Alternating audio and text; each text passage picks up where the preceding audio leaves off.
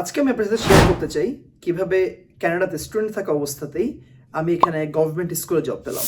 কানাডাতে যারা স্টুডেন্ট অবস্থায় পড়তে আসেন অনেকের মাথায় আসলে প্রশ্ন থাকে যে আমি আসলে জব পাবো কিনা, কেমন ধরনের জব পাবো, বা সবাই হয়তো একটু বেটার জব পেতে চাই। যে কারণে সবাই যে ভুলটা করে বা যে ভুলটা সবচেয়ে বেশি এখানকার মানুষজন করে থাকে সেটা হচ্ছে স্টুডেন্ট আসার পরই হয়তো নিজের পটেনশিয়ালটা বুঝতে পারে না। তো সেক্ষেত্রে ওনারা যেটা করে, ওরা হয়তো ওয়ালমার্ট বা কোনো গ্রোসারি স্টোর অথবা কোনো সুপার স্টোর এসব জায়গায় জব খুঁজছে না। But definitely there are many ways যেখানে হয়তো আপনি আপনার সর্বোচ্চ পটেনশিয়ালিটি ব্যবহার করে একটি ভালো জব পার্সু করতে পারবেন। সো আমি কথা না বাড়িয়ে আমি একটু আপনাদেরকে বলতে চাই যে আপনি কিভাবে আসলে একটা গভর্নমেন্ট জব খুঁজে বের করতে পারবেন, কিংবা আপনার সাথে যে জবটা অ্যালাইন বা আপনি যে ফিল্ডে এক্সপার্ট সেই ফিল্ডে জব আপনি কিভাবে পাবেন।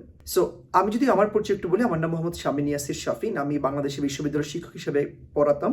বর্তমানে কানাডাতে আমি ইউনিভার্সিটি অফ সাসকাচুয়ানে মাস্টার্স ইন এডুকেশনে পড়ালেখা করছি।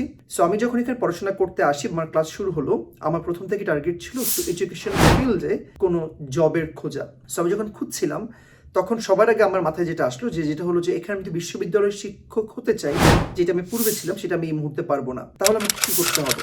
তাহলে why not I start searching from the very basic school field.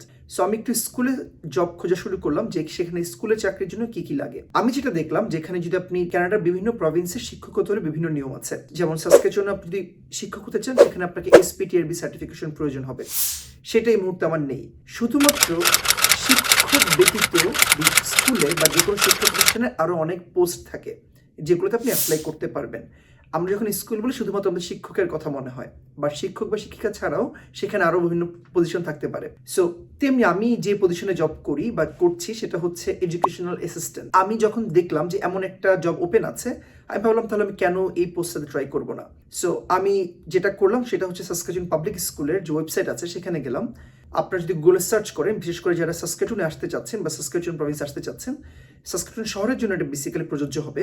যদি আপনি ওয়েবসাইটে সাসকাচুয়ান পাবলিক স্কুল লিখে সার্চ করেন, আপনি সেখানে দেখবেন যে ওদের যে জব ক্যাটাগরি আছে সেখানে সবসময় এডুকেশন অ্যাসিস্ট্যান্ট জবটা ওপেন আছে। আপনাকে যেটা করতে হবে, আপনাকে ফার্স্ট একটা অ্যাকাউন্ট খুলতে হবে। সেই অ্যাকাউন্ট খুলে আপনি সেই অপশনটার মধ্যে যাবেন, এডুকেশন অ্যাসিস্ট্যান্ট জবে ক্লিক করবেন, এবং তারপর সেটা একটা অনেক বড় একটা ফাইল, অলমোস্ট প্রায় 18 থেকে 20 পেজের একটা file. It will take almost 2 to 3 hours to fill it up. আপনি খুব ঠান্ডা মাথায় সেটা ফিল আপ করতে হবে। সেখানে কভার লেটার দিতে হবে, সিভি দিতে হবে, আপনার একাডেমিক ক্রেডিটসও দিতে হবে। সেগুলো আপনাকে খুবই সুচারুভাবে আপনাকে ফিল আপ করতে হবে এবং আপনাকে সাবমিট করতে হবে। যখন আমি সাবমিট করলাম, আমি ওয়েট করছিলাম কখন আমি ইন্টারভিউ কল পাবো, কারণ এটার কিউটা বেশ লম্বা হয়। সো আমি মনে হয় অলমোস্ট 15 to 16 days পর আমি মেল পেলাম যে আগামী এক সপ্তাহ পর আমার ইন্টারভিউ হবে। So I started to prepare myself for the interviews. আমরা বেশিরভাগ ক্ষেত্রে যেটা করি, আসলে আমরা ইন্টারভিউর জন্য প্রিপারেশন নেই না। আমরা মনে করি যে জাস্ট হয়তো যখন ইন্টারভিউ তার আধা ঘন্টা আগে একটু গুগলে দেখে নিব তাহলে হয়ে যাবে। ব্যাপারটা একদমই এমন না।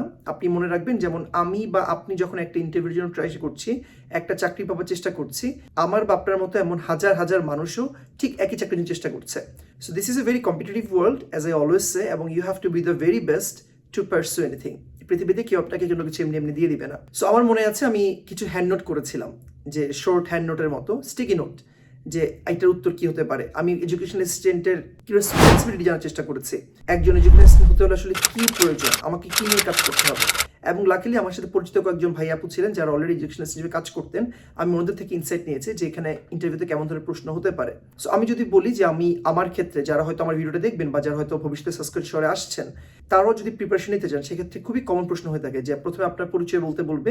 মনে রাখবেন, this is your first impression, এবং you will never get the second chance to make your first impression. So make that your first impression counts. কেন আমি বলছি, যখন আপনাকে বলবে যে টেল মি অ্যাবাউট ইউরসেলফ, আপনাকে এমনভাবে বলতে হবে যেন সে আসলে আপনার কথাতে ইমপ্রেসড হয়, রাইট? তারপরে তো সে আপনাকে জিজ্ঞেস করবে যে আপনি যে জবটা করতে আসছেন সে বিষয়ে আপনি কি জানেন, আপনি কেন জবটা করতে চাচ্ছেন।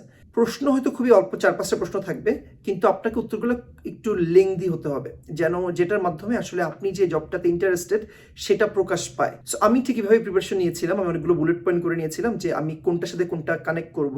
আমি সিচুয়েশনও ভেবে রেখেছিলাম যে আমাকে হয়তো সিচুয়েশন দিতে পারে। যেমন ফর এক্সাম্পল বললো, একটা ক্লাসে কোনো বাচ্চা কথা শুনছে না, আপনি তখন কি করবেন।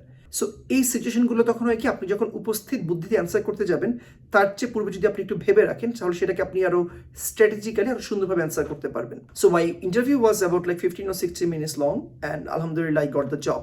এটা প্রথমত আমি বলবো যে অনেকে হয়তো আপনাকে ডিমোটিভেট করতে পারে যে না গভর্নমেন্ট জব পাবো কি পাবো না, বা এটা অনেক কঠিন, এখানে যে কিছু পাওয়া যাবে না। আমি আমার লাইফে খুব কিছু ফিলোসফি মেনে চলি, আগে চলতাম না, এখন চলা শুরু করেছি। তার মধ্যে একটি হচ্ছে নেভার সেটেল ফর লেস। আপনি কখনোই অল্প কিছুতে আপনি সন্তুষ্ট হবেন না।